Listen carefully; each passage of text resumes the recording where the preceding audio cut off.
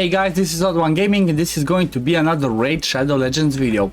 Today's video is going to be about the Nether Spider. So, you know, most people are struggling a little bit with that spider, but there's other people that actually do it, but they're trying to think like, okay, what's a way of doing it a little bit faster? You know, in general, when I'm fighting the Nether Spider, I usually take a team. Let me see, is it over here? No, I usually take a team like Drakes are in the lead with Seal of the Drakes, with the Doom Priest, you know, cleansers, revivers, and only have damage be dealt by the HP burn champion, which is usually Drexar. The thing with that spider is what it does, it places lots of poisons. It has some spiderlings that have counterattack on themselves that do AoE poison whenever they are attacked, and then the boss itself, whenever he is attacked, he places poison sensitivity. Then when he attacks, he explodes all of those poisons, which can do massive damage and basically one-shot you. However, there's been a tactic that was circulating around, and I'm quite sure if you click the ranking, you know what tactic I'm talking about, and that is the tactic of using Geomancer alongside a HP heal reduction champion to place heal reduction on the boss, and then some other ways of survive and AoE in there. So basically, the way that I did this is I tried to think of the most, you know, I guess the most budget way of doing it. And I used the Magnar for the sake of clearing the waves faster. I used the Helicast, which I'm not currently using on my main account, but I have him in a random build that should be like, most people on their accounts should have him like this. So most people on their account should have Helicast at 246, 248 speed because they use him in Clan Boss. Then Geomancer, which is the MVP, then Venom that does the, you know, the heal reduction, and then honestly, I just put, look at this, 115 speed Reliquary Tender, just put it in a shield set for the sake of, like, you know, a little bit of protection, plus that AoE cleanse on the A2. That's all that I use for this one, you know. So let me show you the run, because I pre-recorded this. Let me move myself a little bit out of the way, show you the run, show you how fast this actually works with, you know, I even have two people like Venom and Reliquary Tender. They are both level 50s, no masteries. Venom only have her A3 booked, which gives her the 100% chance of doing the heal reduction.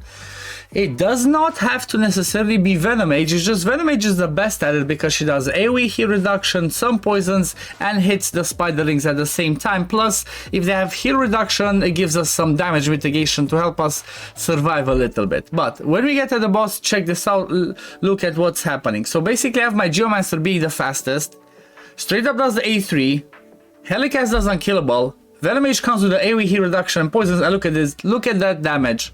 Look at the health bar, look at it keeps taking.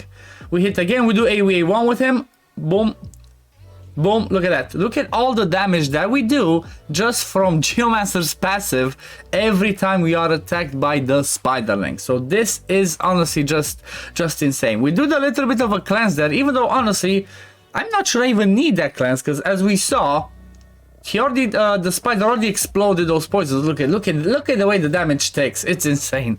But yeah, the spider already did the explosion, and it's like, you know, we did it pretty fast. Even if Venom dies, we don't really care. The only one that we care to be alive in here is Geomancer, so that the damage reflect from the HP burns can keep getting reflected. So you see, every time we get attacked, boom, a chunk of the HP of the spiderling goes. Look at that, one hit, boom.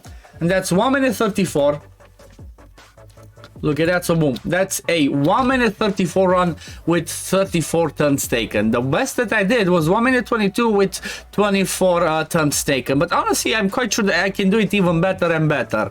There's so many other options to use for this team. Like the first time that I used it, instead of Reliquary Tender, so let's just look here. Instead of Reliquary Tender, I used the, what's her name, Face Withers, which does, you know, again, AoE cleanse and good heals. They increase defense, which honestly, this is the thing that I locked at the boss part, but she has AoE A1. So, you know, after you put HP burn from Geomancer, and after you do the heal reduction on the boss, I'm not sure you necessarily need it to be AoE heal reduction. You can just do it on the boss and you're good to go. I even did this with Ghostborn, but he's wrong affinity, so he can weak hit. You have to bear that in mind. But I even did it with Ghostborn. As soon as the heal reduction lands on the boss, do AoE hits, spiderlings counterattack you. The boss does not heal because that's the mechanic of this boss. Every time the spiderlings counterattack, they heal the main spider. So different from the normal spider that we usually farm for accessories, this spider can have heal reduction on itself, and it can be, you know, it can be blocked. You can block the heals that the spiderlings do to the boss, and as you saw, it did insane damage. It did it pretty fast. That was just a thing of beauty. So if I go, for example, at the best teams, you see, look, other people are using still the same combo: Geomancer plus Venom Mage, Kresk for the shields, Vogoth for the sake, I guess, for the heals, and Ethos for the sake of the damage and clearing the waves. At the end of the day, I'm quite sure this one could work even if you had Geomancer slower. So even if you let maybe the spider go first, as long as you have the, what's it called, as long as you have the shields to take the first hit from the spider exploding those poisons, you're good to go, because you can min-max this to make it so in such a way that you have your nuker be fastest. So for example, let's say I would use a Tranda in here. Let's say my Tranda would be the fastest. She would be the one that would quickly kill the wave 1, quickly kill the wave 2, that's just 2 turns taken, and then when you get to the boss part, you would have, okay, Tranda or whoever's the nuker do 1 hit on the main spider. Like you can even work with the presets. Let me show you what presets I used, since we're talking about it for mine. But yeah, so for mine, I didn't do anything for the sake of Magnar. I could even force him to do the AoEs here, but actually, you know what? I don't need that because I'm gonna kill the spiderlings. Actually, you do not want to do strong AoE hit. You want the spiderlings to be alive so they keep counterattacking you and do more damage on the boss from the Geomancer Reflect. On Geomancer, I just locked the A3 because I want to keep that. I just do A1, A1, and then I force it to do the A3. Lock the A2. I don't really care about the Geomancer reducing the single target. I want him to do the AoE, so all 4 of the spiderlings counterattack us. For Helicath, I locked the block damage on the first wave, locked the block damage on the second wave. I made sure he uses it as the first thing, because with that block damage, that's how we block the damage from those poisons being exploded. The thing that you see here, like the crazy speed, you don't necessarily need this, you know. This is he's one of my Geomancers that I use for, actually no, I just put a random gear on him to have high accuracy and high speed. You basically just need 251 speed on Geomancer if you do specifically this tactic, with 350 accuracy, so that he goes before the spider, does this, steals the turn meter, pulls the HP burn, and then Helicath can come and put the block damage. Then when the spider gets a turn, you don't care that you get hit, because you're not gonna die, as you are protected by this one, you know. I could even force him to do this at the boss part after that, you know, the A2, another AoE, another layer of protection for us, and more counterattacks.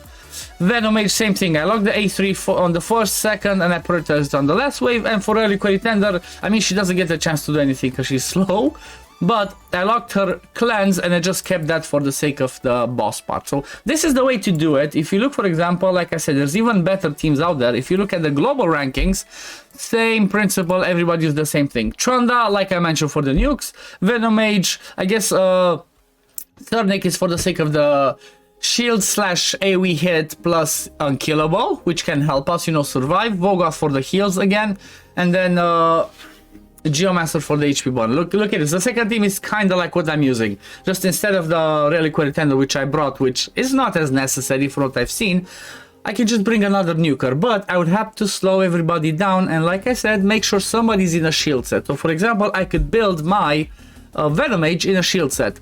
You know, just build her slower than my nuker, like 170 in a shield set, so we can take that first hit from the boss, and we're good to go. But yeah, look at this. Everybody uses the same tactic.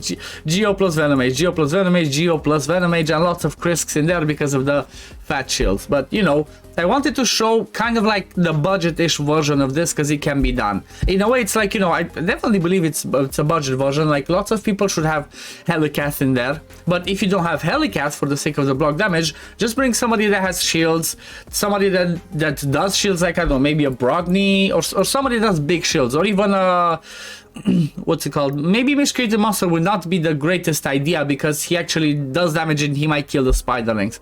But yeah, people that can do even, like, I don't know, a Warlord. I'm just looking at the people that I see first, but think on your account, who do you have that you can put in the shield set, and then when you get to the boss part, the first thing that champion will do is shield set again, just to keep yourself surviving. It shouldn't be that crazy. It just depends on these two champions. These two champions are mandatory, or maybe even just Geomancer is mandatory for the sake of his A3, and then a heal reduction champion, and you're good to go.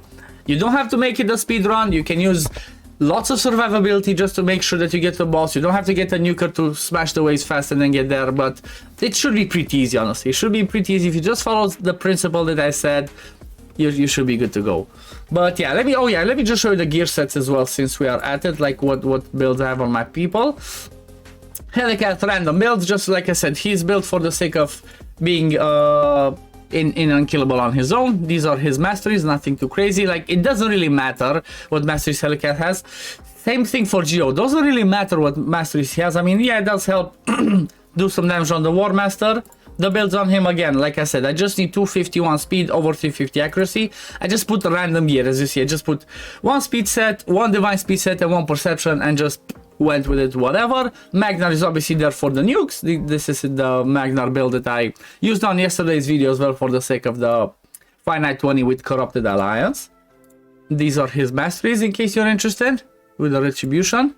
Then we have Relic Tender, no masteries, just have her booked. And like I said, just put HP percent stuff and the shield set.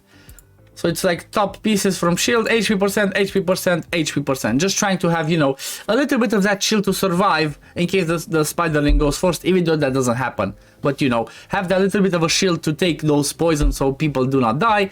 And then Venom Mage, again, I just put stats so she has like over 350 accuracy, decent speed, and, you know, some survivability. Level 50. Only have day 3 booked. No books here, no books here. I was lucky and I only booked this one. And again, no masteries. You see, it's nothing too complicated, nothing too crazy. Just using the right skills at the right time can give you a really fast team to use for the sake of the Nether Spider. But this is gonna be it for the video today, guys. I hope you enjoyed it. I hope this is helpful for you, and I will see you in the next one. Peace, love, take care, everyone. Bye, guys.